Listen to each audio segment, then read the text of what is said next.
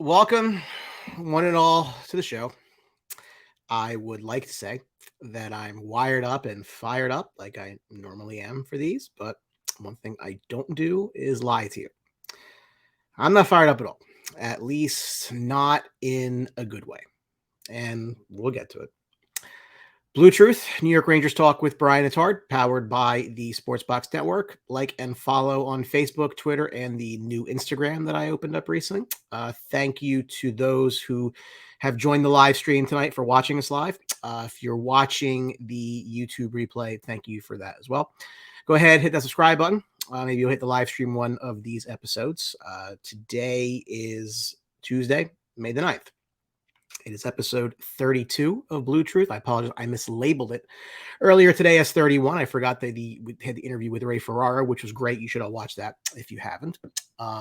Anyway, tonight's show isn't exactly one of excitement or joy.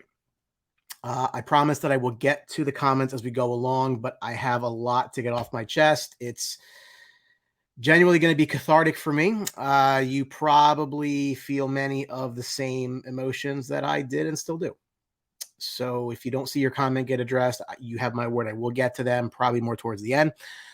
But please be a little patient with me tonight because I do have a lot to get through and it'll help me and hopefully it'll be more engaging for you. Tonight's show is about looking back to look forward. This is a time where we all need to accept the harsh reality of the situation. We do ourselves no good to pretend that what just happened didn't happen. I had posted about wanting to delay this show a couple days just to give myself some time to get my head straight. I'm not sugarcoating it at all. I'm in shock, still in disbelief, really don't believe that what happened actually happened. The band Soul Asylum didn't have too many hits as they were a band, but they did have one back in 1995. And while I'm not going to sing it for you and I can't play it without the copyright police giving me a check mark, I want to share the lyrics with you and you may recall them. They say misery loves company. We could start a company and make misery. Frustrated Incorporated. While we're on the topic, if you want to take a listen to the new song Lost by Linkin Park, just came out, part of the 20th anniversary of Meteora. That's pretty much start to finish how I've felt for a week now. But I digress. Today, it's just over a week since they lost. And I still just cannot wrap my head around the idea that it's not just a bad dream. You watch the show. I love this team. We all do. They are an extremely central part of my life, my day-to-day. You know, I said during the MSG spot that in the man cave that every third thought in my mind is about the team, and that's very true. It just absolutely sucks. It's awful. I've been thinking about this show for days now, what I had to say, how to say it. And I want to give myself some time to work through all the emotions. And I had posted something last Tuesday, the day after, that the emptiness we all feel is completely natural. It's completely rational because we put so much of ourselves into this team. And just like that, it abruptly ended way too early. And even though this happens every year, you never build up a tolerance to this feeling. There is something about the end of the season of the team that you love that is such a stark and immediate reminder of your own mortality. When they die, a piece of you dies with them. You only have so many years in this world, and every year they don't win for you is one less year that you'll have the chance to witness it happen. And I'm acutely aware that I'm speaking of this team like they win something even semi-remotely often, despite one championship in over 80 years. But it's true. I was 10 when they won, and I'm 39 now. If you told me at 10 that I'd be pushing 40 and they would not have won another one, I'd have thought that you were insane. But here we are. Rangers lose Game 7. The 2022-23 season came to just a brutally disappointing conclusion. A 4-0 embarrassment of a defeat in Game 7 to the Devils just over a week ago. From the opening face-off of that game, you knew. You absolutely knew. You knew that they just didn't have it. That game was one of the most embarrassing singular nights in the history of this franchise for a number of reasons. I say all the time, it's like my calling card, and it's very true, that only one team wins and everybody else loses. So at the end of it, even if they had this all-time great battle with the Devils that lives on like 94 does, and then lost, the net result is the same. But I can't remember a time where the team just didn't show up.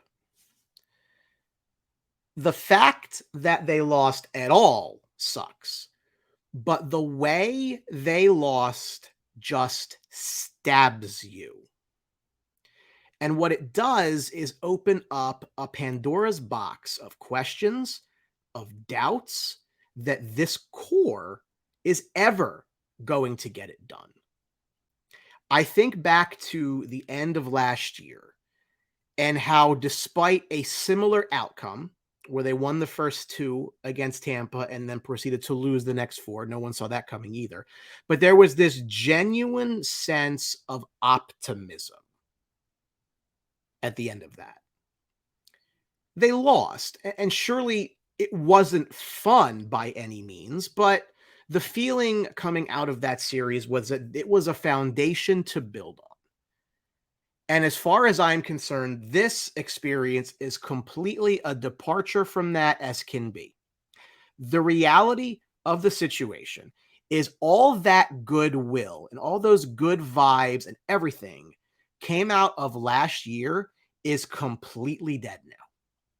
And while we're on that subject, they need to really end this no quit in New York thing. It's done. It has to die with this year's team because they certainly quit this year. Maybe not in New York, but definitely in Newark. And what really gets me is if you think about what happened here, if you take a step back and see it for what it is, they lost this series twice. They found a way to lose this series twice. They come out in Game 1 and Game 2, and they are just start to finish completely dominant. You start seeing these connections to 1994 and the first 2 games being dominant wins of the same score, like they were in 94 over the Islanders, and you start to get ahead of yourself and think, well, they're not going to lose 4 out of 5, so we're good. And then Game 3 back at home. I was there for that. Didn't play poorly, just seemed to be a little off. And then there's a sequence that in many ways you can point to where the Devils were given some life and then they ran with it. Igor punches Timo Meier in the crease. Devils end up with a power play because apparently Igor's not permitted to defend himself. Okay. Jack Hughes cashes in, ties the game, and then they lose in overtime.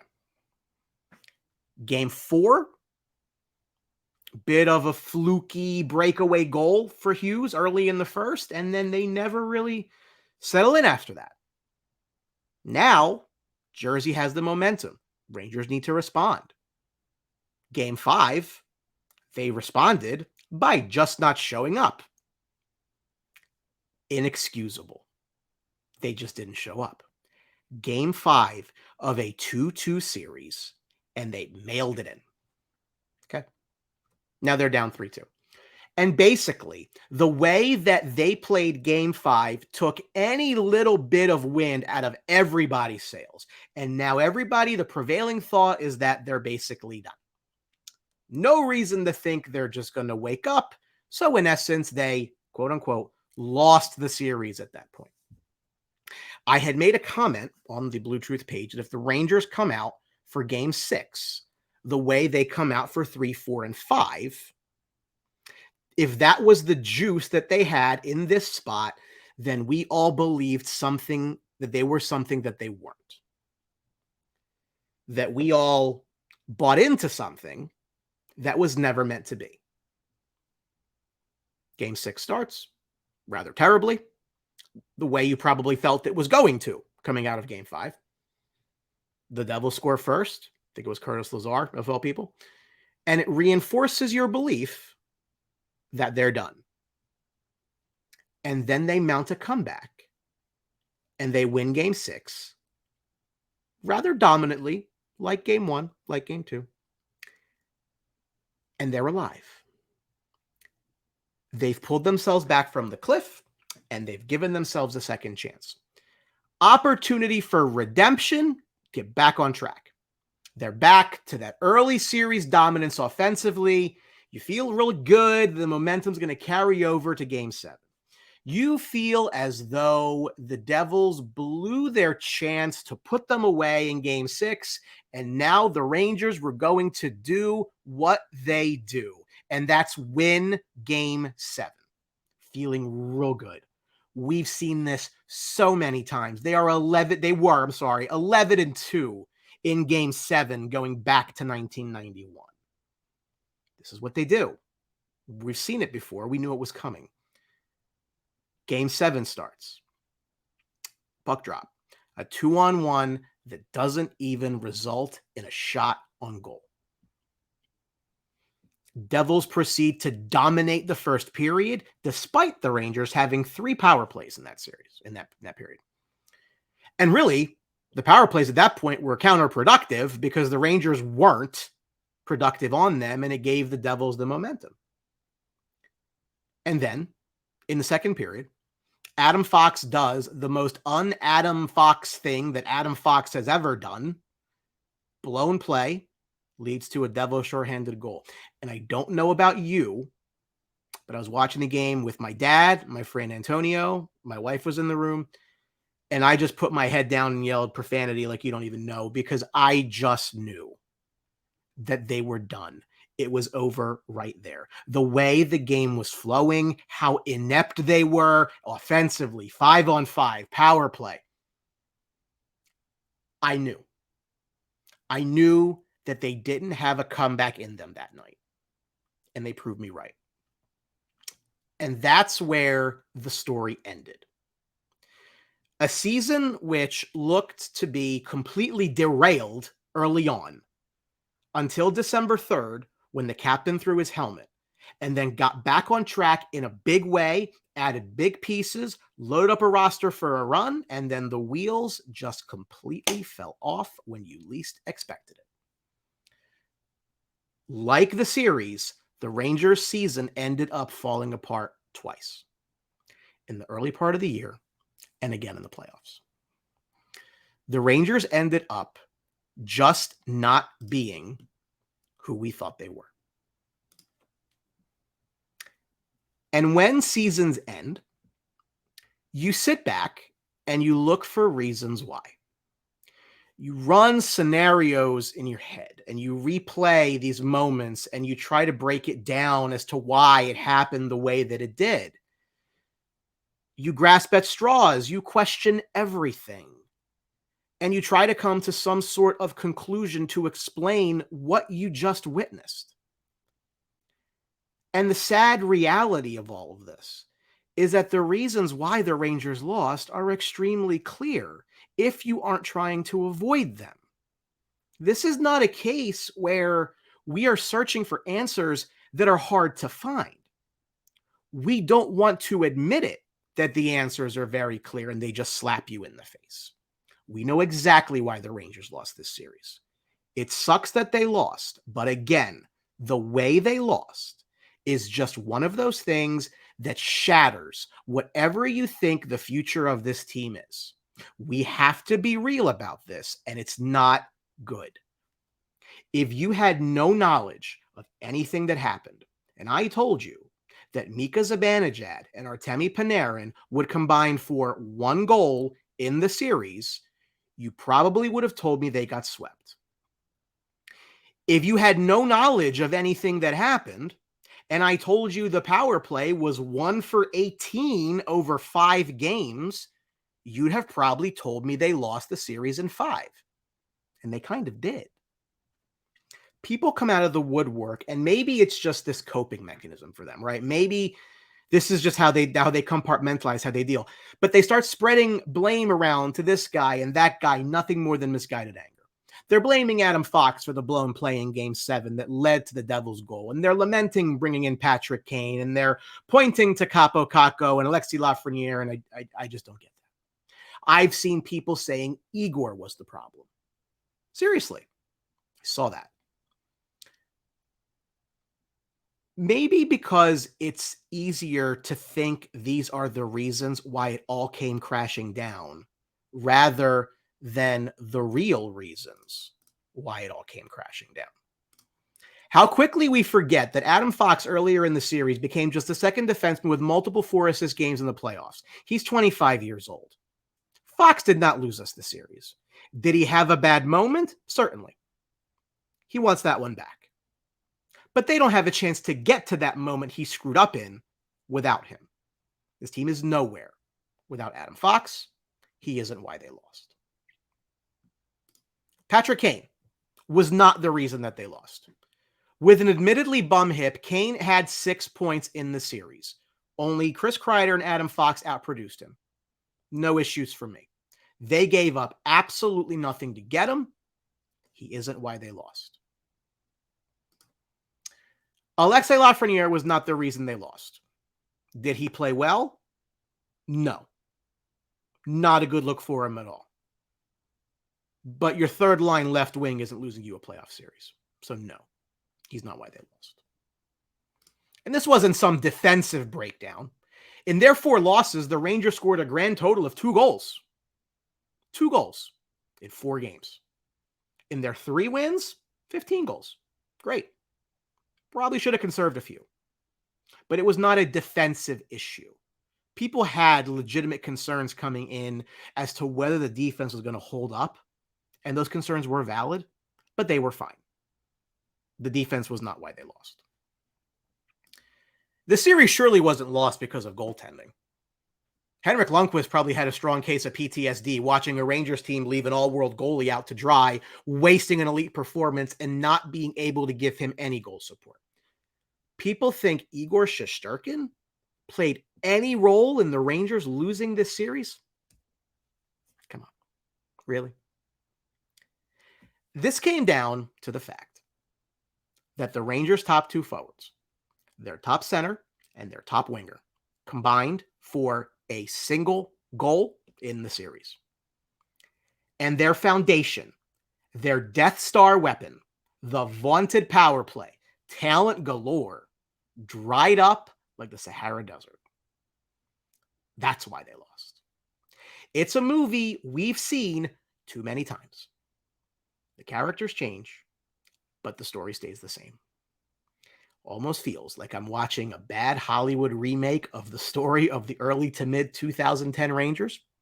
That story sucked, and it ended badly. The things that got them there offensively weren't there when they needed them. It's that simple. There's no need to dig deep and overanalyze this. It's clear as day. Over $20 million worth of forwards gave you nothing. Okay. Mika had some assists, strong two-way game, great. It's wonderful.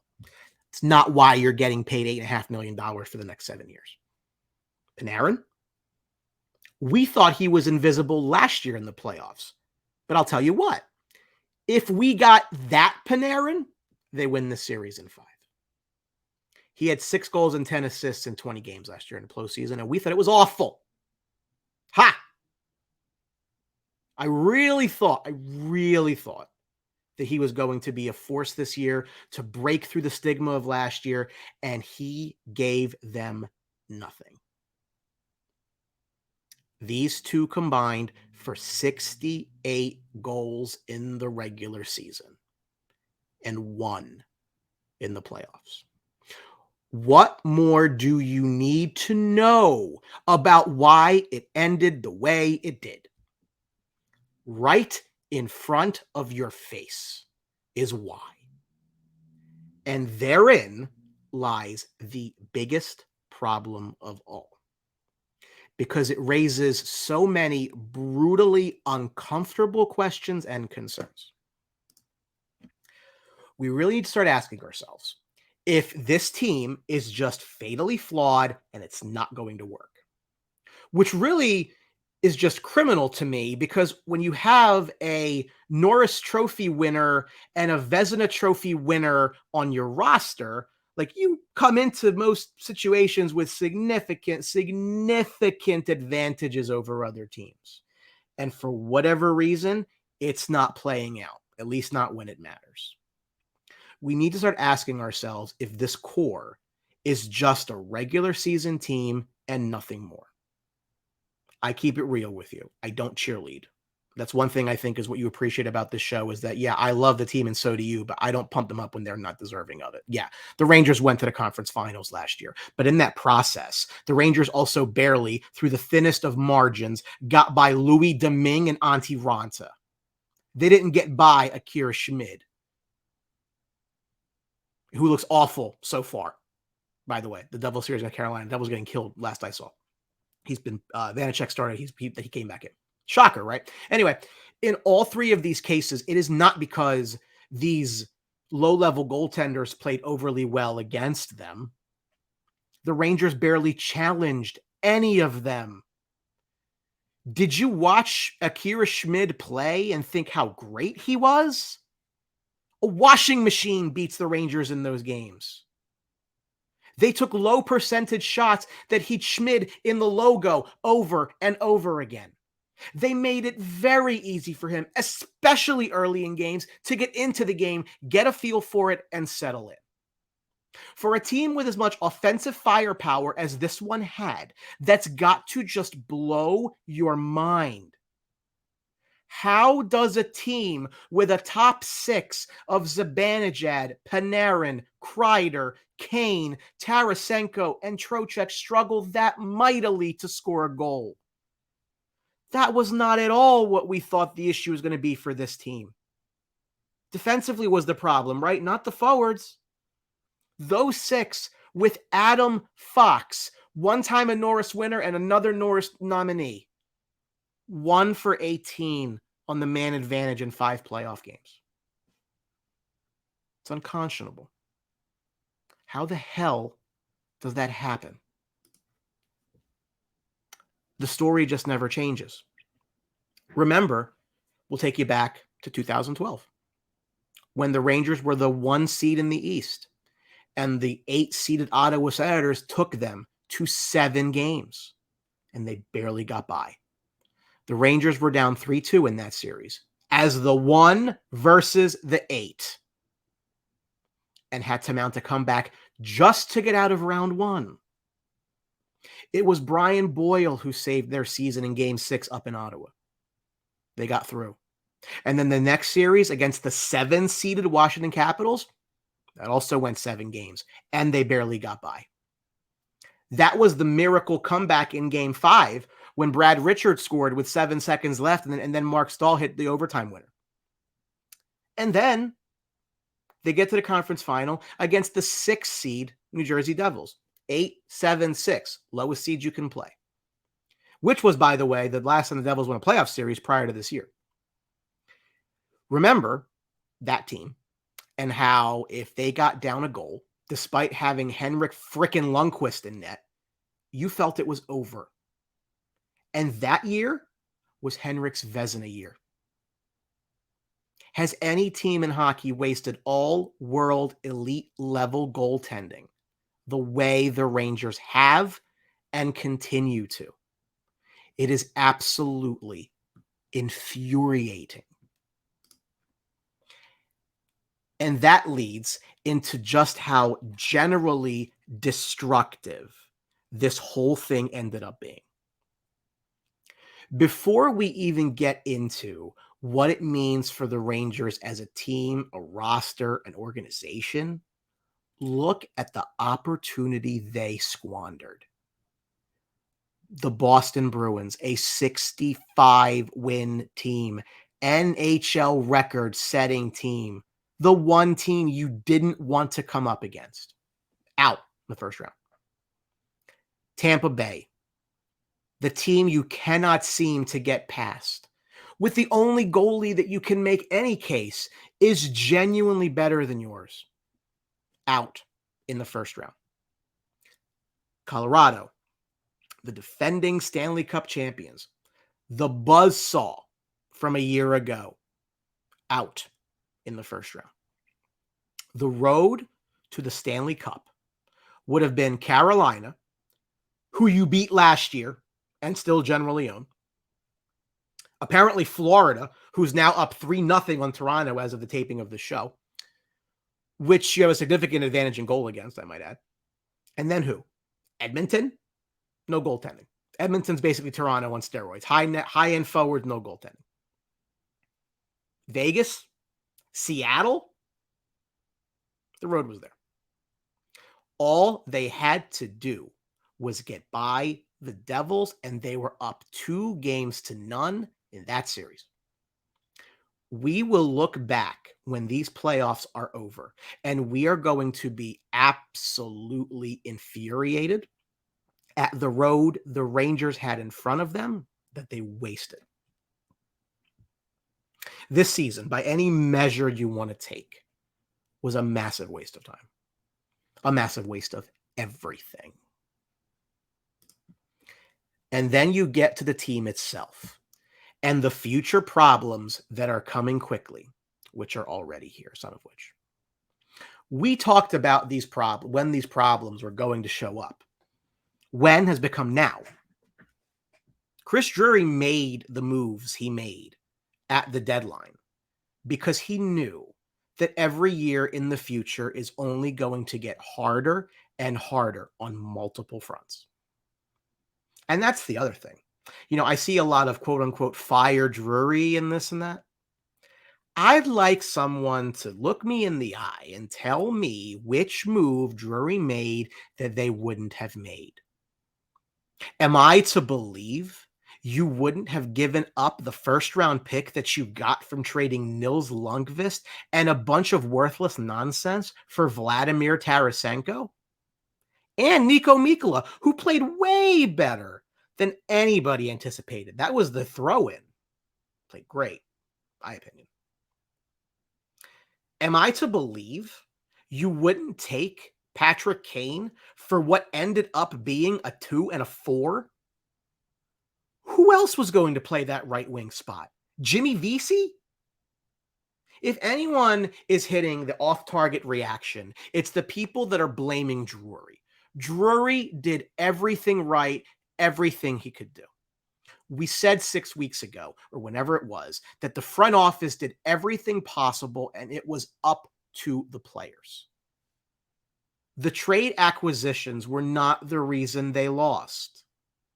They got nothing out of the cornerstones that were here, Mika Zibanejad and Artemi Panarin. And that was the difference. Drury knew and still knows that the window is not that long for a number of reasons for this team. The salary cap is going to be a problem. It's a problem right now. this offseason, as money is limited, and Alexi Lafreniere and Kendre Miller are RFAs. They need new deals. And after next season, Kako, Ryan Lindgren, and Braden Schneider, RFAs, need new deals. Year after that, Igor's up again for what I'm sure is going to break $10 million a year easily. Your core players are getting older and older. Mika is 30, Panarin's 31, Kreider's 32. The teams around you, they're just getting better. You think the Devils were a problem this year? They still have 2 more top 4 picks coming on defense. And their young guys will get more and more experience. Carolina, who's beating those Devils right now, still a major threat. Rest of the Metro, not so much, but you get the idea. Time is of no help to the Rangers. So we knew why Drury did what he did. He wanted to take a shot now. He felt that he had to take a shot now. It failed. I wouldn't blame him for that. I don't blame him at all. Because I would have done the exact same things that he did. I have no problem with going for it. He should have. He sees the same things that we see as far as what trouble is coming now and in the future for the Rangers. So now what? What do you do? How do you fix it? How do you change this team going into next season? What can you do? The definition of insanity is doing the same exact thing and expecting different results. The guys who were problems in this series, they were not Vladimir Tarasenko's and Patrick Kane's. Tarasenko had 3 goals in the series, both the table setter goals in games 1 and 2. He played fine. He played fine so much that the people are clamoring to find a way to bring him back next year, which is not going to happen, by the way, because the numbers don't add up. We mentioned Patrick Kane already in the show. Kane had 6 points. Only Kreider and Fox did better. The deadline additions worked for all intents and purposes. You knew you weren't getting Kane from a decade ago. He was coming in to be a complimentary piece. And you paid the price for that. Tarasenko did his job. That's what makes the question so much harder to answer. It'd be a hell of a lot easier to just say, oh, well, the rentals didn't pan out. At least they won't be back next year. This is not Eric Stahl coming in and flaming out. The pieces that failed us were the 2 offensive cornerstones. The highest paid guys. The ones that you can't get rid of. And the reality of it is that the options here are extremely limited. The core of this team is highly paid and well protected with no movement clauses. Artemi Panarin and his 0 goals in the playoffs are here for another 3 years at a robust $11.6 million with a full no-move clause, which doesn't even matter because if he didn't have a no-move clause, the 11.6 in and of itself is a no-move clause because nobody's going to trade for that contract. Nobody would sign him to that right now in free agency. Mika Zibanejad and his 1 playoff goal, thanks for that. He's here for the next 7 years at 8.5, full no move. Kreider, Kreider's the one guy who did everything he could. 4 more years of 6.5, full no move next year. Got a modified no trade after that. Okay. Trocheck entering year 2 of a 7-year deal, which, as we mentioned, they can get out of 3 years in, but we're not in 3 years in yet, so he's here. So up front, as far as the 4 top 6 forwards from this year that are returning and are still under contract, they're going nowhere. So I fully expect them to try to run it back with that group. Is that the definition of insanity? Maybe, but what choice do they have? Defensively, you're not trading Adam Fox and you can't trade Jacob Trouba if you wanted to. You're not trading Ryan Lindgren. You're not trading Braden Schneider. So realistically, what are your most tradable commodities? Number 1, it's not Capo Caco. He's the only right wing the Rangers have right now, and his cap hit is $2.1 million. They can't afford to trade him. At his cap number, he's hugely valuable to them. Now, he's got 1 year left on his deal, and I don't know what his future holds past that, but he made strides this year, showed flashes, needs to be more consistent. A goal and an assist in the playoffs, more than most provided. 22 years old. People keep bringing up Jack Hughes as if the Rangers passed on Jack Hughes to get Kakko. It makes no sense. Yeah, surely. The Rangers Had won, they would have taken Hughes. No question. They need a center desperately at that time. Other than that, it makes no sense. The Rangers didn't pass on Hughes to Dick Kakko. So, whatever. But no, I don't think Kakko's going this summer by any means. And it's not Alexis Lafreniere. Did he have a good playoffs? No. Very few Rangers did. The third line left wing not producing is not why you lose a playoff series. In any event, the odds of them selling low on Lafreniere are frankly low. He's looking at a bridge deal, and I really don't even think it's going to cost them that much more than Kakko's 2.1. Longer term, if he cannot move to the right side, it's not going to work in New York.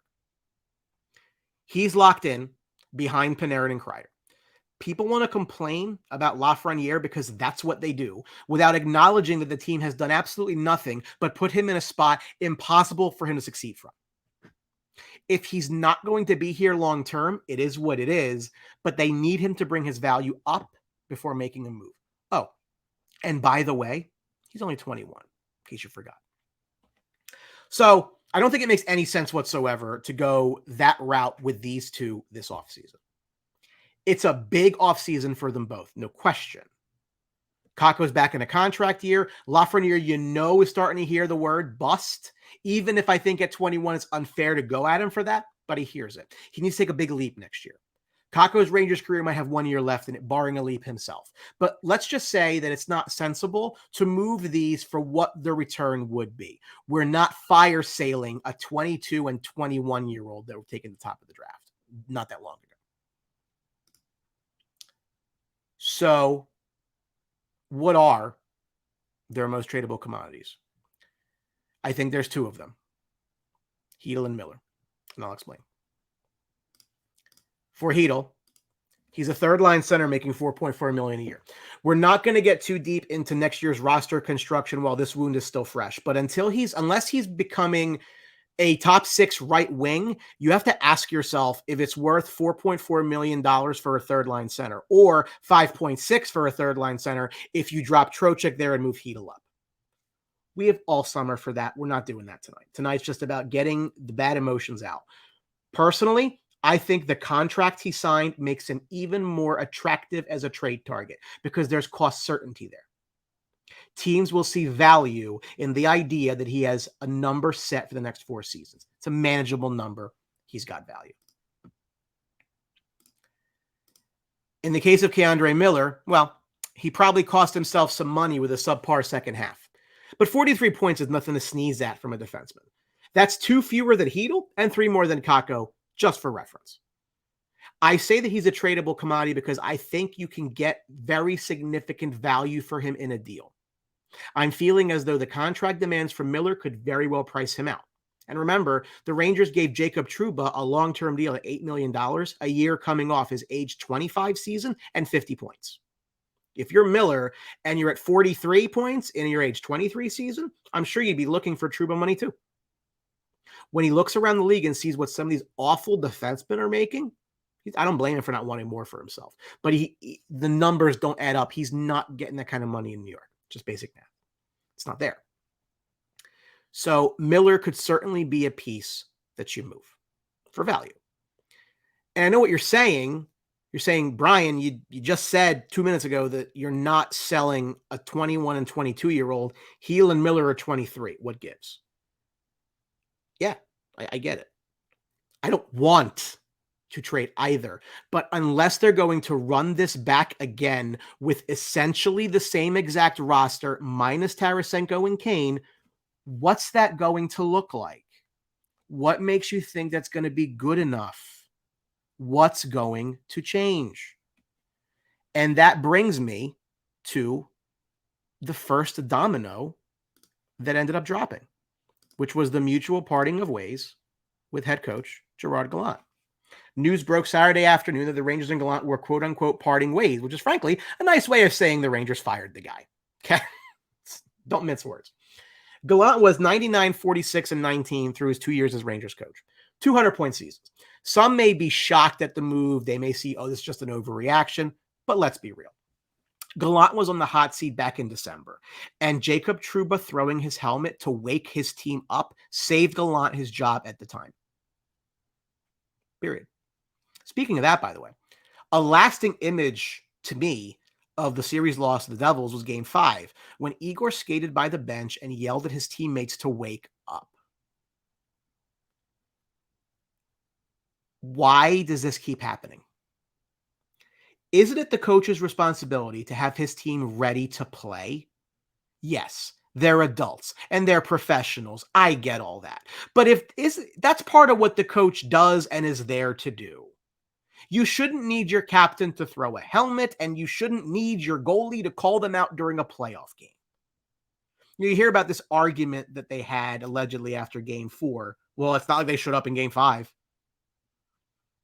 With the media after the series, Gallant was asked about his feelings about the series, and he said the following, courtesy of SNY. No, we're disappointed. I mean, thought we should have won the series overall. We had a great start to the series. We were prepared and did real good things. And then at the end of the day, we lost in 7 games. So disappointed. Every player was disappointed, But again, we lost to a real good hockey team that played well. And I think you've seen it. Boston was a pretty good team. They lost. Colorado's a pretty good team. They lost. So it happens. So disappointed. Should have won, in my opinion, yes, but it didn't happen. He says Boston was a pretty good team and they lost. Colorado was a pretty good team and they lost. Should we have won? Yes, but it didn't happen. Always honest with everybody here, sometimes to a fault. I was livid when I heard him say that. Are you rationalizing your loss because teams that were perceived to be better than you lost too? Are you serious? I was done. At that point, I was done. And I immediately began to understand why his coaching stints are 2 to 3 years everywhere he goes. I was incensed with what he said there. I was texting people, said, gotta go, done. I'm done right now. Directly after they lost in Game 7, he was asked about the talent level of the team and had this to say. Well, talent doesn't mean a thing.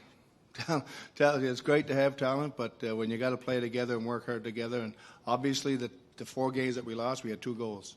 So that's the bottom line. I mean, you're not going to win if you get 2 goals in 4 games that you lost. We scored 5 in the other ones that we won, and like I said, I love to have talent, but you love to have a work ethic and more forecheck and stuff like that, and we just didn't get it done. Okay. Now, look, I agree with what he said. But as the coach of the team, isn't it your responsibility to demand that? Isn't it your responsibility to install systems which emphasize the forecheck you say wasn't there? Whose fault is that exactly? Why was this work ethic and forechecking not there? Where was the accountability?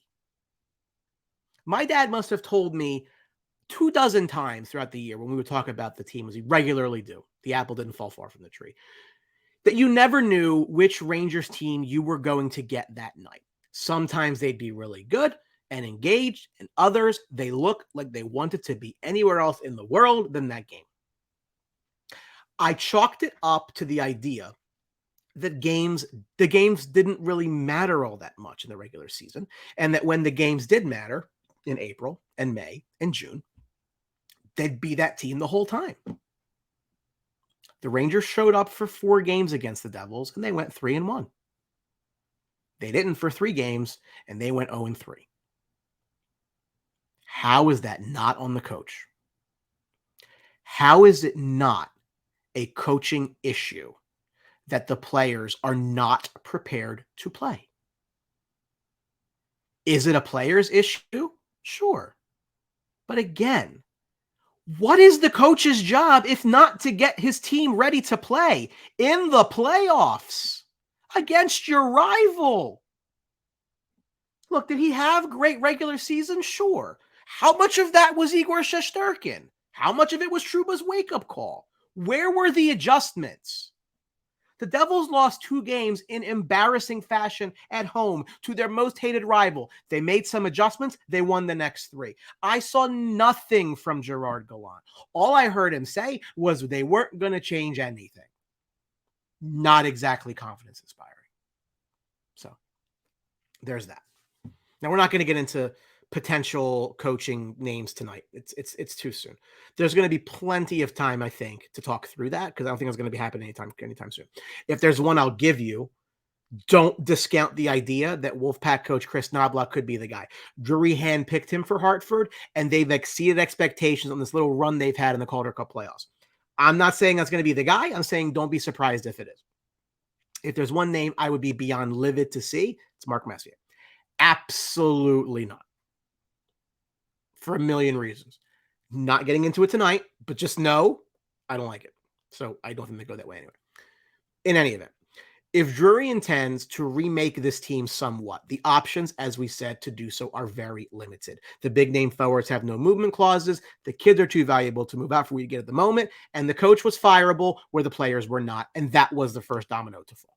It keeps slowing back to the same reality. This is the group the Rangers are going to be for the foreseeable future. Contracts, clauses, money, all of it. So when I say that these questions are uncomfortable, they're uncomfortable because if the answers are bad, there is not a lot of way to change the way forward. And that's the scary part. That's why I couldn't sleep last Monday night after Game 7. The Rangers did enough sleeping during that game for all of us. I would agree with those who do not want to overreact to losing a series against a good team like the Devils. After all, I said coming in, the Rangers had as wide a potential of outcomes. They could get swept, they could win the whole thing. And that wasn't even a cop-out. That was just how I felt about it. It's not that they lost. It's the way they lost. I can't get past it. The way that they dominated early, fell apart, got it back, and then just didn't show up at the end with everything on the line. That's not really something I would like to see run back in its entirety. We'll get into rosters and all over the summer. The draft will be here soon. Free agency. We've already seen a change of head coach. In any event, this is a pivotal offseason for the Rangers franchise. It's a pivotal offseason for many of the players too. Lafreniere needs to come to camp like his career depends on it. Same for Kakko. They need to take next steps. It's a big offseason for Panarin, who needs to rebound off of this performance. I need to see him come back looking to change the narrative. Plenty of guys need to take this loss very personally and come back stronger. Time will tell if they do. I'll cap off my diatribe, whatever you want to call it, the part where I let it all out, which thank you all for letting me do that. Because there's 120 comments I got to get to. I get it. I'll give you as positive a thought as I can in the moment. And that is, if you want to draw some potentially positive historical lines, I mentioned the 2012 conference finalist Rangers earlier. If last year was their 2012, their surprise conference finals run, then maybe this year is their 2013. That 2013 Rangers team lost to the Bruins in a generally ugly 5-game second-round series. And then head coach John Tortorella was fired. Alain Vigneault was brought in. And the next year, the New York Rangers were in the Stanley Cup Finals. So if 2024 is going to be a redux of 2014, then we're going to be in the finals next year. And maybe there is something to the idea that you have to lose before you know how to win. Maybe we were just ahead of ourselves, but coming out of last year, and they needed an embarrassing loss to get over the hump. For a young team, that's all well and good, but this is not as young a team as we would all like to believe it to be. It just isn't. Now, I have a lot of comments to read, and I promised that I was going to. But I needed that time because this has been going on in my head for a week, guys. I sugarcoat nothing. I love this team. This is what I obsess about. And that game just broke me. When they scored that goal, I knew they were done. And when you have expectations, like I had expectations, it hurts. But I'm an adult. And I don't have any choice to get other than to get over it. So I'm going to do that.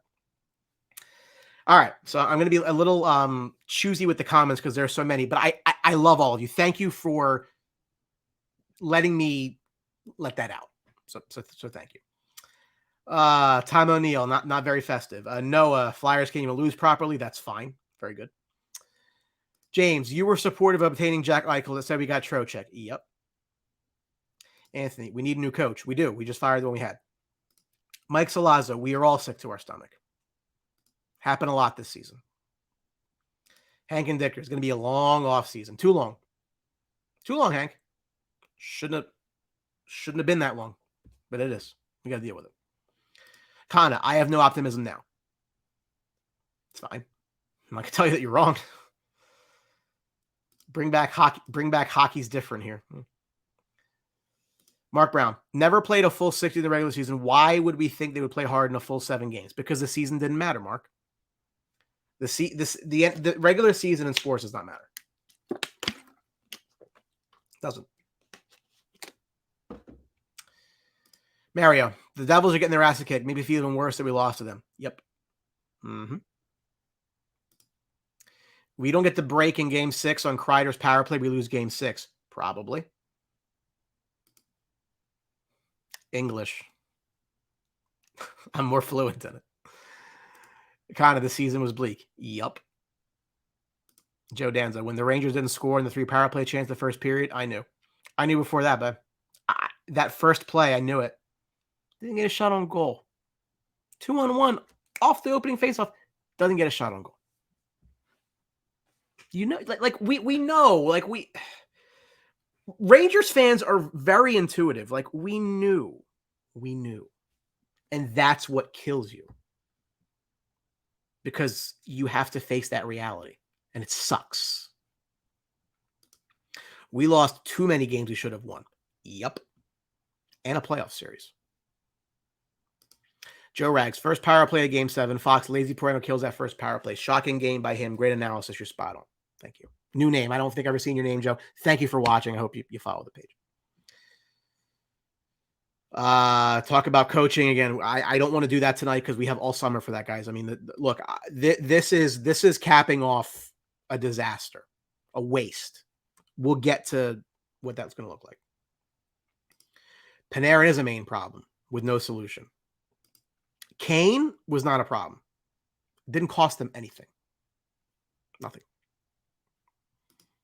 The team quit on the coach. Okay. I won't disagree with you, but if you've lost your team, you're out. You don't come back from that. So I'm not surprised. Dean, this is the best AA meeting for Rangers fans. Well, Dean, thank you. I think another new name. Hope you like the page. As I said leading off the show, this was going to be cathartic for me, and it was. I feel better now than I did an hour ago because I've let it out. I've let out my frustration and my anger, which if you cover the R and the S in Rangers spells, I can't even do it with my finger, spells anger. Here.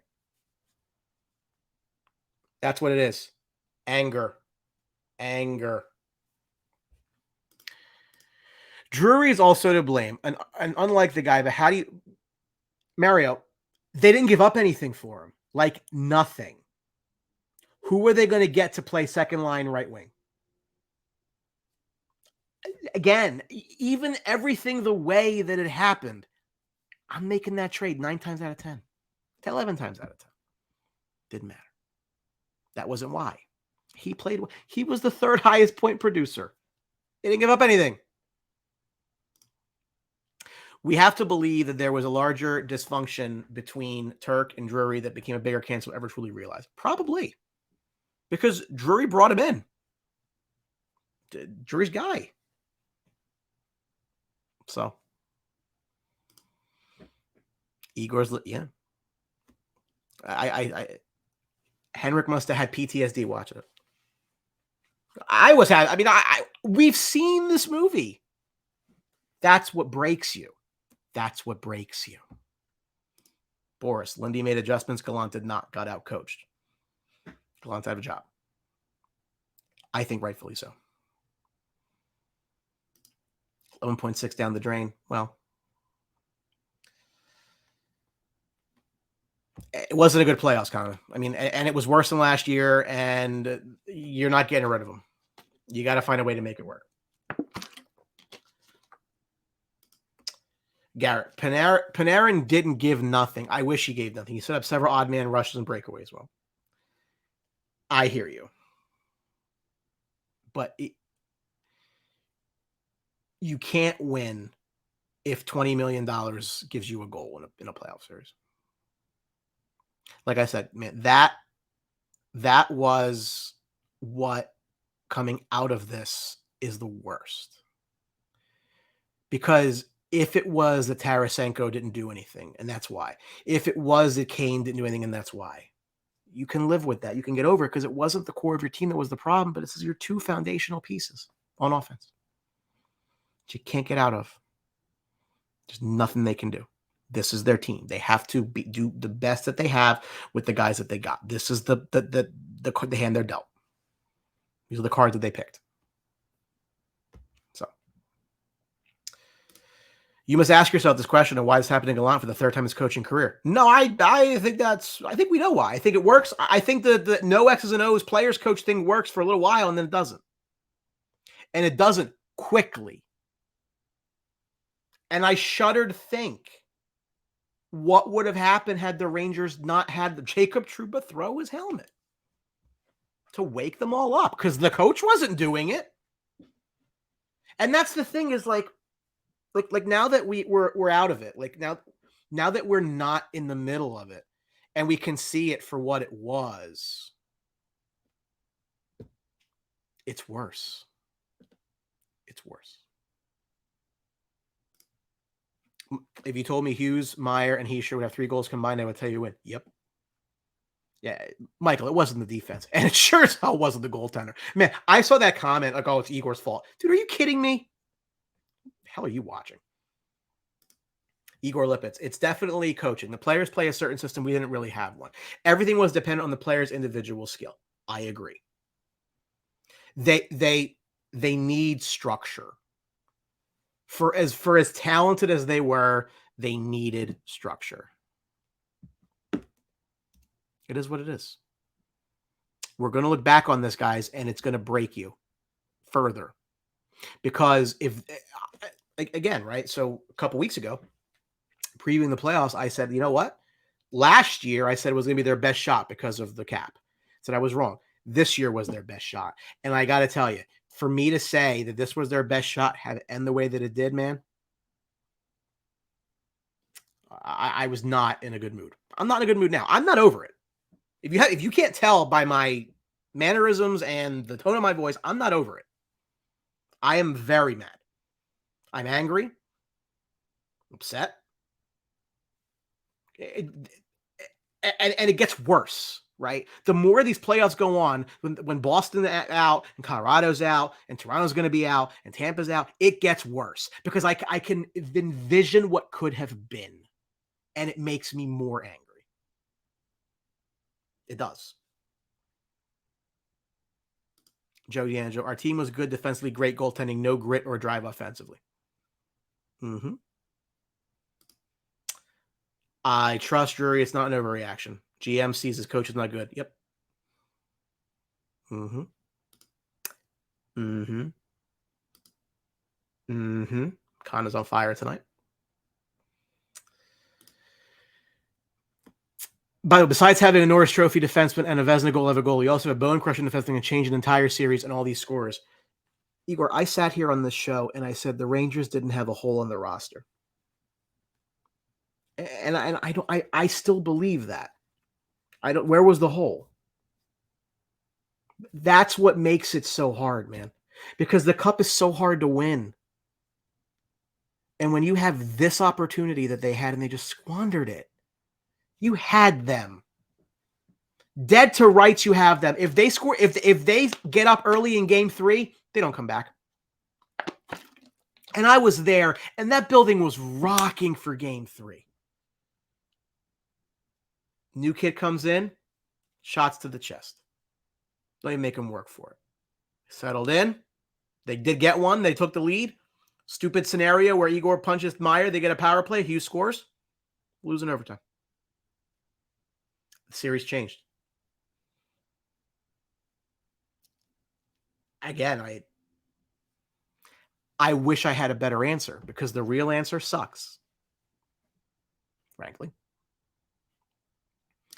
Mark Brown, Kane gave more than he cost the Rangers. I agree. He did. That's why I don't care. Everybody wants to, like, why? Why? If you're bashing Kane, you are willfully ignoring what really happened. And what really happened is $20 million of forwards gave you nothing. That's what happened. And you can't fix that. Not very easily. I think that I think people are just trying to avoid truth. I don't do that. The one thing you will always get from me is my honest opinion, good or bad. Because I don't bullshit. Well, for what? We all want the same thing at the end. Question. We're idiots and we lie to ourselves about it. And I went through it all and I let my heart out for you guys. That's kind of where I am. Robert, you to your credit, you were as positive as anybody, and you were consistent with that. And this compared to last year is so different. And I had this conversation with my wife, and she's like, "Why are you so upset that they didn't get as far as they did last year?" I was like, "I know, but they should have. Maybe last year they shouldn't have, but this year they should have. They had the roster. They had their best roster since '94. Didn't get out of the first round. And again, it's not that they lost. That sucks, yes, but the way that they lost makes it worse. It is a stab to the heart. Because everything you put into them, that's what they give you in a seventh game. To even get to a seventh game, it's no business. They had them. It's amazing. Tom, I don't I don't sugarcoat, man. You know me. This is how I feel. And this is not fun, right? Like, this is cathartic and therapeutic, and that's great for me. I feel better now than I did an hour ago. But this is the reality you have to live in. The only thing that you can draw on this is, again, they need to have lost the way they lost. Maybe that's what they needed. Were they fat and happy after last year? I don't know. They were 11-10-5 to start the year. And we were all like, don't worry about Patrick Kane coming here. We're going to make the playoffs. And then they were the second best team in the league record-wise from December 3rd on. And then it fell apart. And it is heartbreaking. It's heartbreaking. Tarasenko was very good in the playoffs. Yep. Two-way game. Yep.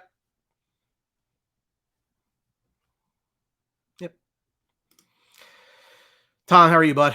Met you at game 3. Well, not met you, but saw you at game 3. Says Gallant, but top 6 didn't get enough ice time. Well, the top 6 didn't really do a whole lot with their ice time.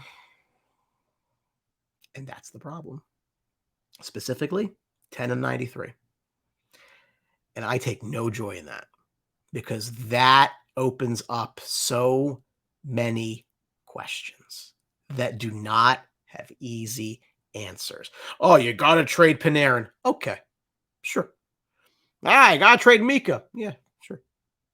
You want to walk yourself through that? How do you do that? I'm listening.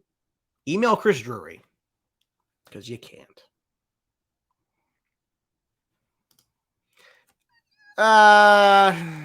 He didn't do a lot, Con. I agree with you. I'm not really like, if I'm listing the whys, I go a couple before I get to 16. Bill said, I would take VC in the win because we got nothing from Kane. Kane was your third highest scorer. Kreider, Fox, Kane. Hello? He was not the problem. It is lazy to say he's the problem. The problem were your cornerstones. And that's what sucks the most. Ray, they're not options. No movement clauses. Not going to happen. Eddie Reyes, well said by guys. But Eddie, posted some things about some events you guys were having during the series. Unfortunately, no more of that. But yeah, it's brutal. What do you say? What do you say? I barely slept that night. I went to work the next day. I was on 3 Red Bulls by 2 p.m. Brutal. Awful.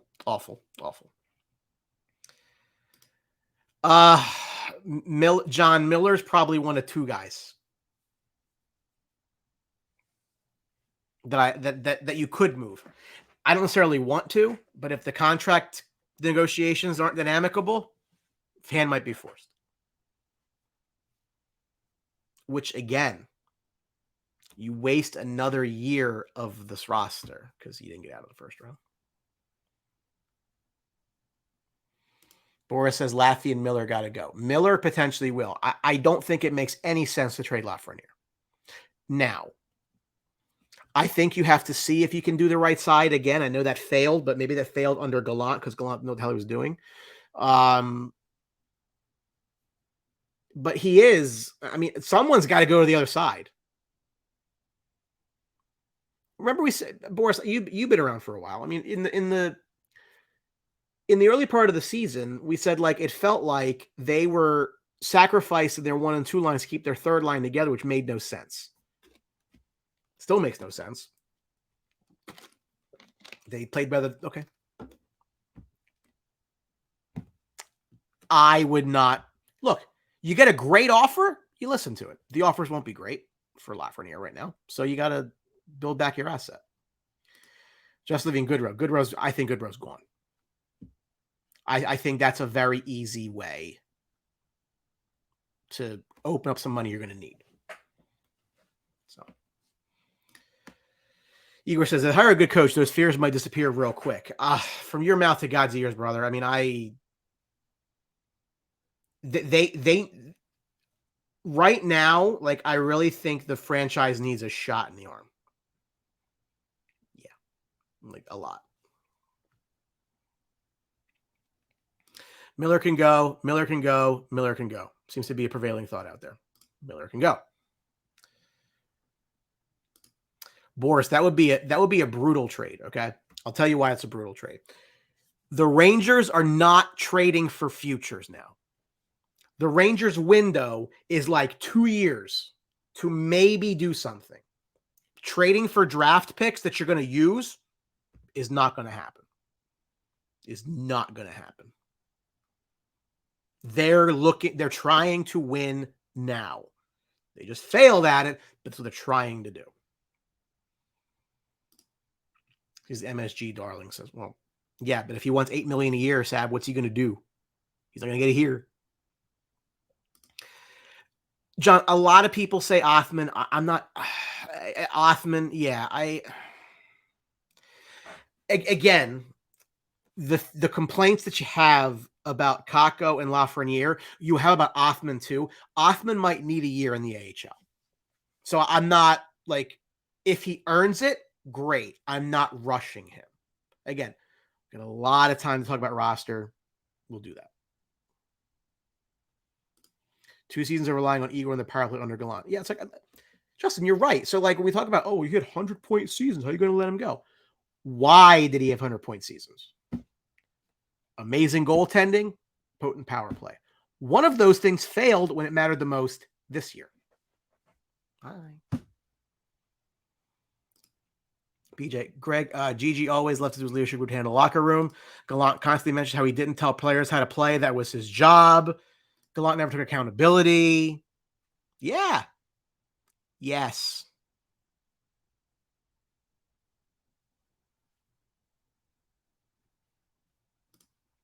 Team showed to many this season, not ready to go. Jonathan, right? Sounds like a coaching problem. So I am not surprised. How can you be surprised? How can you be surprised when a team that has Stanley Cup aspirations loses in the first round to their rival, who sucks now and is down 3-1 in their series? You can't fire the players.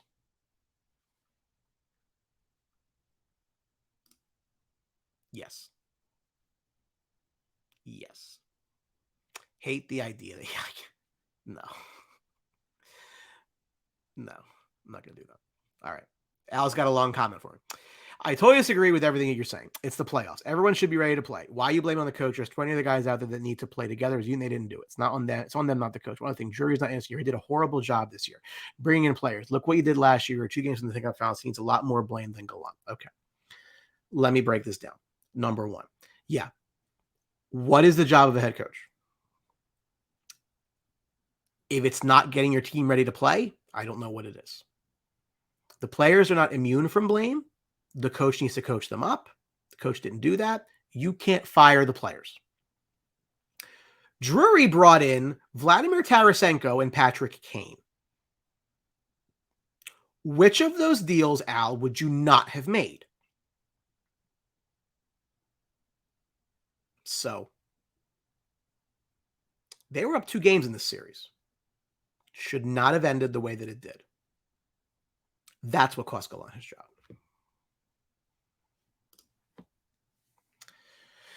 So, problem is, what do you want for a Heel and a Miller? Well, so that's the thing. They're going to look at veteran players. They're trying to win now. So, Caulfield's not going to happen. That would be great, by the way. I would love Cole Caulfield. Montreal doesn't move in Cole Caulfield. Can't afford Cole Caulfield. But I think if you're moving Hedel, it's to get yourself a top 6 right wing is going to be here for a while. The one name, Peter, I will give you that I think is a realistic trade target who I would absolutely love. I don't want to do this tonight, but you got me there. The one guy that I would love, that I think is plausible and realistic, is Clayton Keller out of Arizona. Right wing, shooter. I would be inquiring about that. Lafreniere and Kaka were not untouchable the way they were, but I just think you need to get good value back. And right now they're a little depressed, right? Listen, if I could get Clayton Keller for Lafreniere, cool. I'm good. That's fine. No problems. I don't think that's the issue. They're not moving Panarin. And Jonathan, and to that point, do you want to pay $6 million a year to have Panarin play somewhere else? No. Nope. Mike, whatever you agree with, thank you. Sorry. That's a lot going on. That is, it is. Look, Mike, if they lost the series and it was competitive, it still sucks, but not like this. Like this, they just gave it away. And that's what kills you. Because you know they were better than that. Like, you know when they're not good and when they are. And they were. And they had them. What a waste. What a waste. Ah, Lou, I'm sorry. I am sorry. I'm sorry. That, oh, God. Whew, that was bad. Robert, listen, you're here all the time. It's what I do. I don't sugarcoat to you guys. There's no point. They are what they are. And I hope that I conveyed tonight my emotions about this whole thing. And I'm as clear-headed today as I've been in a week. And as I was prepping for this, it's like, man, like it just creates more and more questions that you can't answer.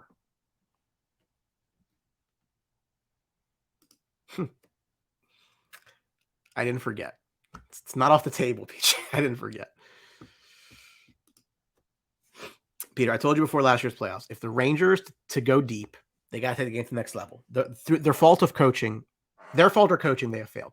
Well, that's the thing, Peter. And I go back to Lafreniere, like truthfully, biggest Lafreniere critic, whatever. Do you feel as though he's been given an opportunity to succeed, a position to succeed? I don't. Louis, I called that 6 months ago. Called that 6 months ago. Al, he was your third highest scorer in the playoffs. You gave up a second round pick and a fourth. It's not that's you know who was a problem? Mika Zibanejad. You know who was a bigger problem? Artemi Panarin, and they're stuck here. And that's the problem.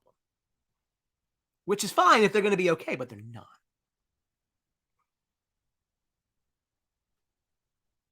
He did.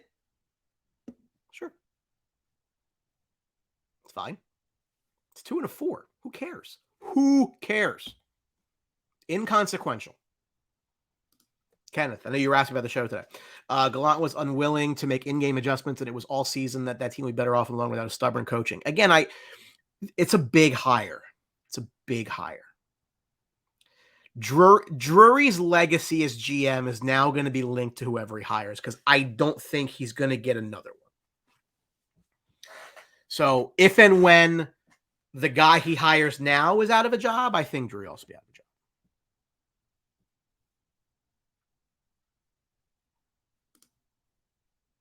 Yup.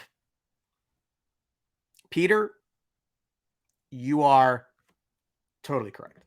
The Rangers lost it.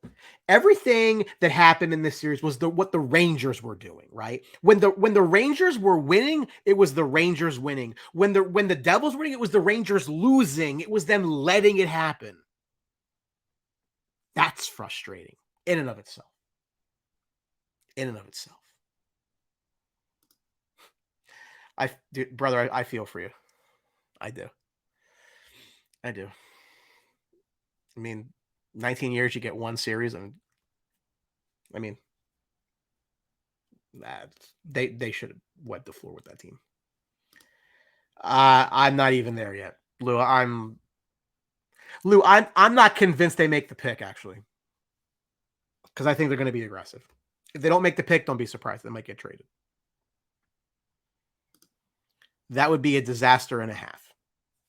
We'll get into coaches. We have all summer. Just know Messier behind the bench, Graves behind the bench, Leach behind the bench, Richter behind the bench. You do not want this. You do not. For so many reasons, you don't. Just believe me, you don't.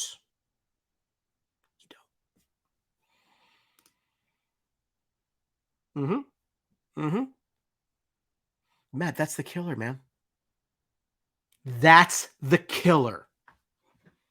Because it's a wasted opportunity. Because of look at the road. Look at the road they had. If you don't laugh, you'll cry. I know. Mario, I know. Hi, Chris. They did. That's on them.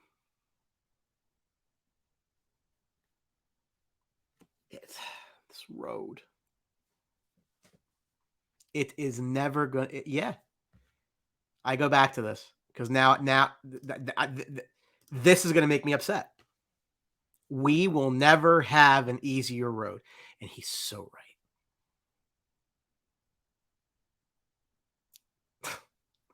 If you don't laugh, you'll cry. Yep. They had them.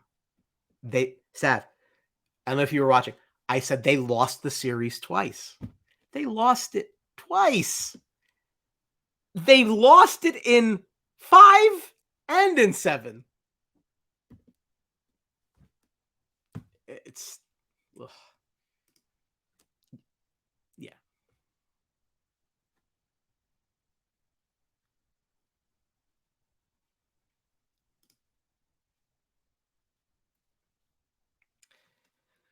Because they don't want to.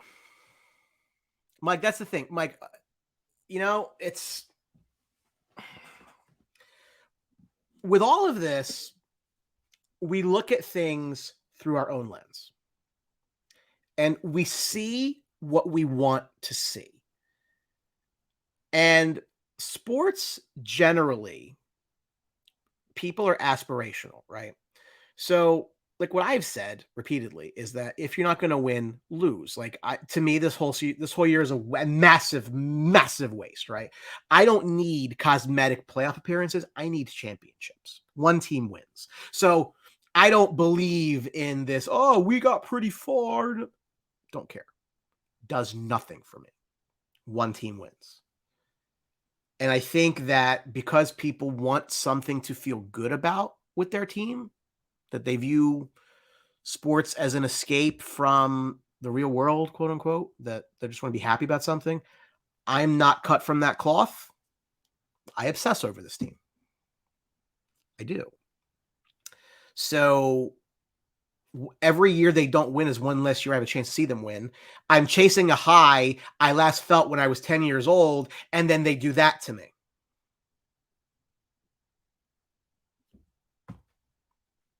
This is my reaction to that.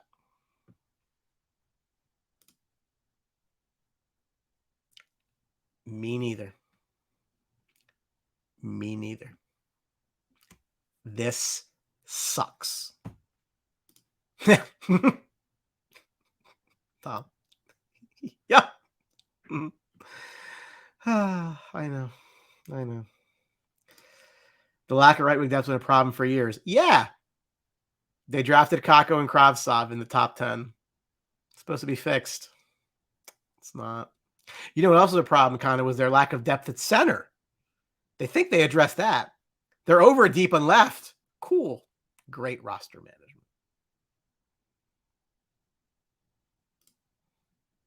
Thank you, Brian. That would be. I view that as very plausible because Arizona is still a disaster, and I think he might want out. And I do think now Clayton Keller was a guy the Rangers adored in the draft that year, and they couldn't go get. So if they go make a splashy move, I could see that.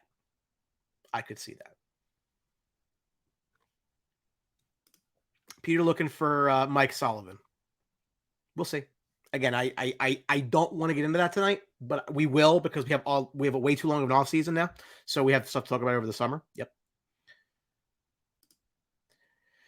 People make a decision like, yeah, dude, I don't know. Like, I just feel, Robert, I think we're on the same page with this. Like, I just feel as though, like, if you're blaming Patrick Kane for their loss, like, you're just like deflecting. Like, you don't want to admit the truth. You don't want to at all. Like you're just, oh, well, Patrick Kane didn't score 47 goals, so we lost. No, he's not why you lost. If he was why you lost, this would be so much easier. So much easier. It's not. If Jack Hughes was a Ranger, we'd still be talking about bust like Laffy. Nah, I mean, I would love Jack Hughes. That wasn't an option.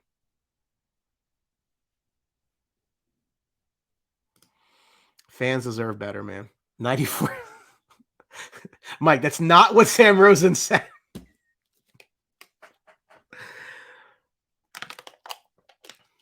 The laughing is this is just, yeah, like it, Mike, I was 10 and I'm pushing 40 for the biggest city in the world with every advantage, and they don't. I know. I know you feel. I know I am not the only one. I know that I'm not the only one that feels this. And then Lou, Carolina's wiping their ass with New Jersey with no Svechnikov, no Teravainen. I mean, it's like, sure. But Akira Schmid was Jacques Plante, right? Yeah.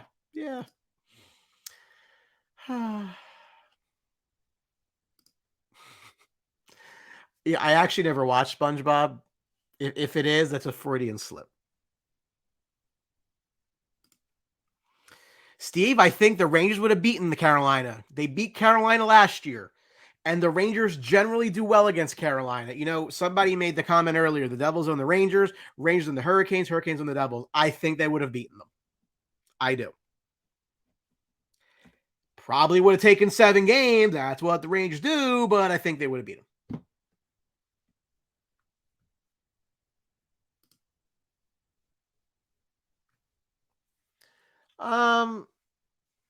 No, I don't.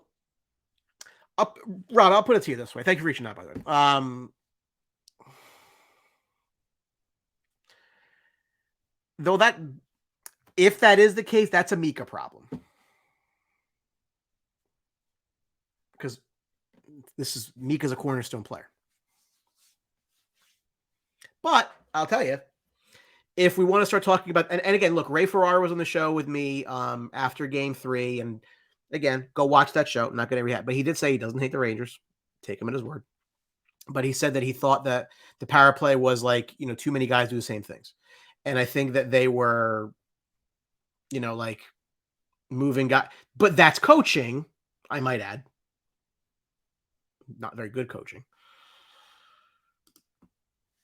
Yes.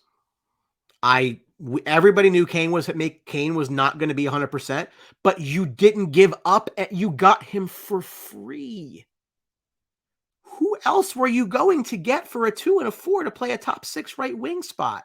And he was your 3rd highest scorer in the playoffs. It wasn't him. It wasn't him. It wasn't him. It's John, with all due respect, like it's lazy to blame Patrick Kane. It's easy, it's convenient, and it's lazy. He wasn't why. God, dude, if he was why, who cares? We're fine. That was the deadline edition, and he's gone. No. God, that would be so much. I would feel so much better. But I don't. Yep.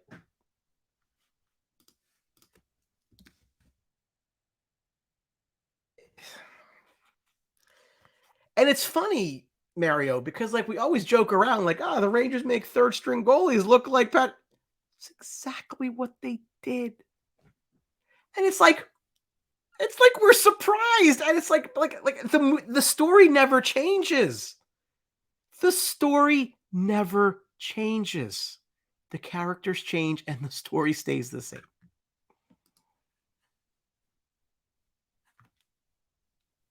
It's just Chris Munch, appreciate you. Thank you. Listen, I know that I was like, pretty bleak and down in the 45 minutes that I took to just let my heart out, but it's just how I feel about it. I don't want to feel that way. I want to be amazingly positive, and I was up until Game 3. They had them.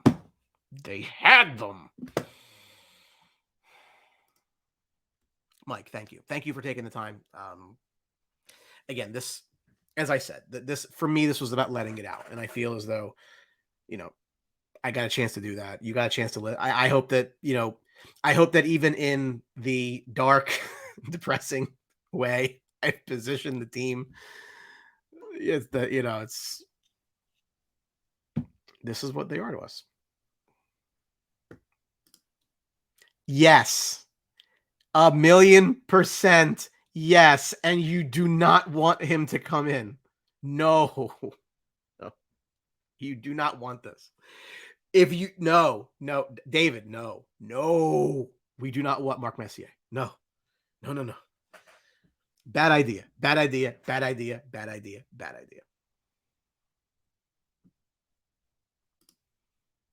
Listen, I really like their color scheme and I love their jerseys. Their color scheme is a little bit like the Tennessee Titans, like that multiple color, like blue stuff, a little green in there. No, I like that. Yes, Brian. Again, like it's when I say the story never changes, the characters change, but the story doesn't. Shots wide, too many passes, shots to the middle of the net. Like this has been Ranger hockey for 20 years. Different coaches, different players, different everything, and it doesn't change. Why? Why? If Kane was 6th, 7th highest scorer in the playoffs, that means Brett and Mika lit it up, and we probably win. PJ, if Panarin was half the guy he was last year, they win the series in 5. They had them. They had them dead to rights, and then they gave them life, and that was the difference. And then the bastards had the audacity to win Game 6 the way they did, to give you like that. Oh, we're back, we're good, and they lost it again. They lost the series twice. They did it to you twice, PJ. I hope that my anger is coming out because I'm doing my best to control it.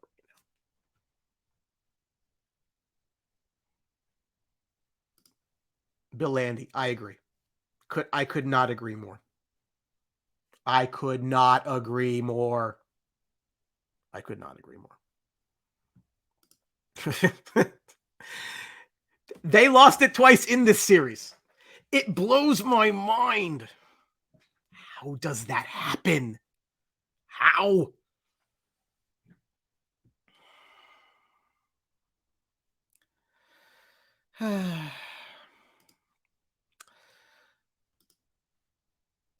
So now we have to turn the page.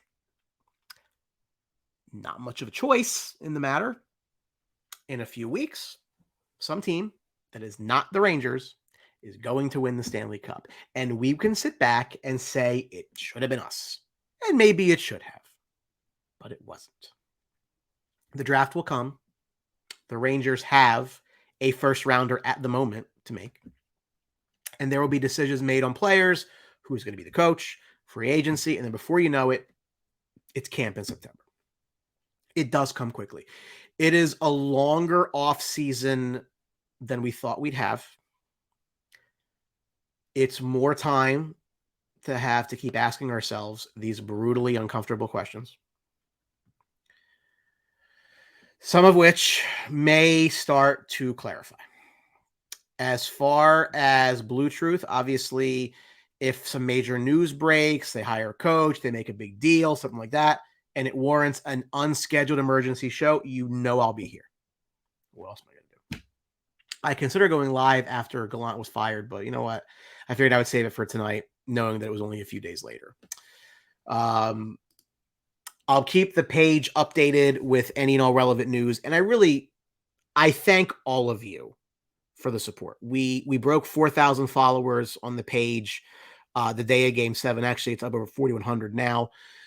You guys are all awesome, and you make this even in the just brutal reality of the situation, which I think you know how I feel about it by now. There is an element of fun, even if it's not fun. Like, even in this misery that we're all sharing, the silver lining is that I have all of you to share it with. And I'm blessed in that way. Again, if you're catching it for the first time, follow BlueTruth on Facebook, Twitter, Instagram, YouTube, all of it. It's all Rangers all the time because that's what we love. It's the tie that binds us all in the ups and the downs. And it's something that I say a lot, but my friend Noah Deibler reminded me, who is a Penguins fan, so he knows that for the highs to be as high as they are, the lows have to be low. And this is definitely low. This sucks. It's not our first time, and it won't be our last. We as Rangers fans know this all too well. So we have to get through it. Next season will come, as it always does. And it is what it is. For those of you watching, the number of watchers tonight was fantastic. I thank you all. If you are still watching, give a like on the show. It does help grow the page. So we appreciate that. Like I said, as things break, I will continue to update the BlueTruth page. It blows my mind how big we've kind of gotten in a relatively short amount of time. That's Ranger fans, and that's I read somewhere that Ranger fans are the most passionate in New York. I do believe that. Not implicitly biased, but with as little bias as I have, hockey's a roller coaster. I think of all the sports, and hockey's my first love, obviously, but it's the one that can raise you so high and just break you down in an instant more than anything. There's nothing better to me than the sport. It wasn't our year.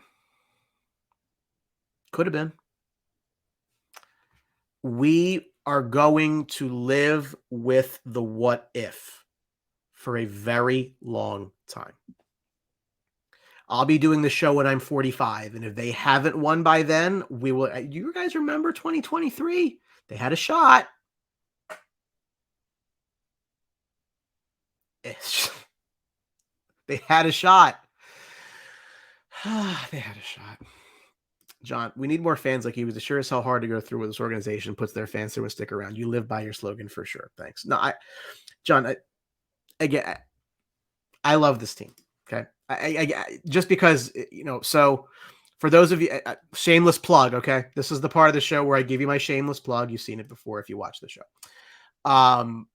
If you've seen my face before, but you don't know where you've seen my face before, but you're sure you've seen it somewhere, here's where you saw it. So we closed on our house the day of Game 7 of the Eastern Conference Finals. I always joke with my wife that buying a house was the second most important thing going on that day. I think every third thought in my mind is about the team. I can't turn it off. My Ranger Man Cave was a project that I've always wanted to do when I finally got a house. Most wives would not sign up for that. If you remember, why you like the teams that you do, it's probably some of your first emotional attachments that you make when you're a kid. I can't wait to share that with him. When we can enjoy it together, it'll be the greatest thing. That's where you know me from. The irony is October. I saw this earlier today, and I remember that I made this meme back in October, and they pretty much stuck it right up my ass. It's my son who's 5 now. He was 4 in the picture. Yeah, John.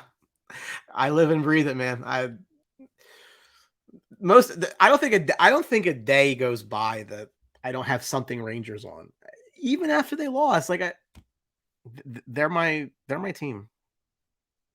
If all the other sports cease to exist, I'd be fine. I'm a Ranger fan. That's who I am. That's who I'll always be. If there was anything I would ever get tattooed to my body other than my wife or my son's name, it would be that logo.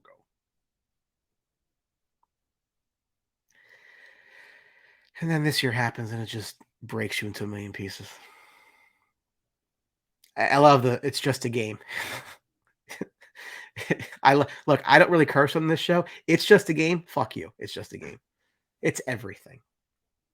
When you put yourself into it, it's everything. And the way that it ended was just... Anyway. Noah, never seen this commercial before. Noah, you've probably seen it. I would say no less than 4 dozen times. Love you, bud. I do. Funny. Tom, the software, like it's in my videos, but it just stays there, so it's always there. I can find it very quickly. At least on the site. That there you go. Because Kana, you were on Impractical Jokers. That's right. So if people know who Kana was in a Rangers hat on Impractical Jokers. There's connections. We're all celebrities. Bill, thank you, bud. Thank you. But that's I don't know if you knew. I don't know if you made the connection that was me or anything. But yeah, that's me. Yes, but not today. I also have been known to wear Ranger socks. I have Rangers sneakers. I have Rangers cufflinks. Whatever. You know me. So you know me. Jonathan, you know what is funny? It wasn't even my wife. My wife gets me. As much as anybody can, like, she gets me. And like, she knows it's not just a game, but like, there are people that watch sports. Oh, it's yeah. Sorry, my background changed on me. Hold on. There we go. It's just if what the Rangers did a week ago doesn't break your heart into a million pieces, you don't care enough. And when they do, God willing, win one, it won't mean as much to you. When your heart is here, I had to sleep. When your heart's here, that's the reality. Like, you get crushed or it's euphoria. And there's no middle. And we've been getting crushed for a while. But this year, it's the way they lost. We're used to losing. It's never fun. I mean, we're used to it to a degree. It's the way they lost. It's not that they lost. It is. It's not. It's the way they lost. That's what gets you. Yes, we do. Because there's nobody coaching. So yes, we do. Dude, it's everything. True life story. In my real life as an adult, I am a certified financial planner, and I passed the exam April of last year. I took the exam in March. I found out in April that I passed. And just as I did when I passed my Series 7 and my Series 66 and my Series 9 and my Series 10 and every other stupid thing my job has made me do, I'm blasting the goal song in the car. Because that's my celebratory song. Like, I live it. And, you know, my son's starting to get into it. The hey, you know, he's good. You know, since we're doing shameless plugs for tonight, as I try to, you know, get through this this evening. If I am ever going to win Father of the Year, I should win it for this one. Hey, Braden, what are the hockey teams that we don't like? New Jersey Devils. Yeah. And the Flyers. Uh-huh. The Islanders. Yeah. And the Penguins. That's right. Who do we love? The Rangers. That's right. Let's go Rangers. I'm sentencing my child to a poor life of depression. Poor kid. Non-negotiable. Yeah. Just a game. Ah! Just a game. It's everything. Yes, I have the Rangers trash can in my basement. You were surprised at that. That's right. When I showed that to you. What do you care? Your team stinks. Your team's about to go into a 12-year rebuild. You don't need Mike Sullivan. What do you care?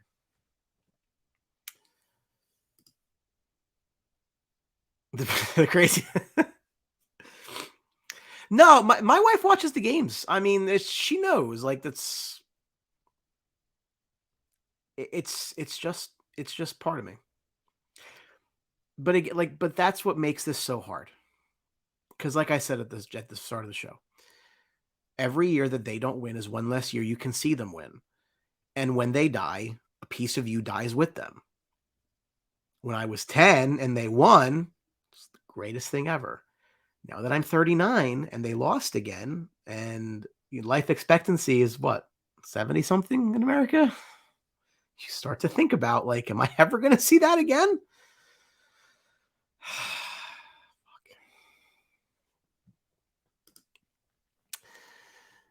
Yeah.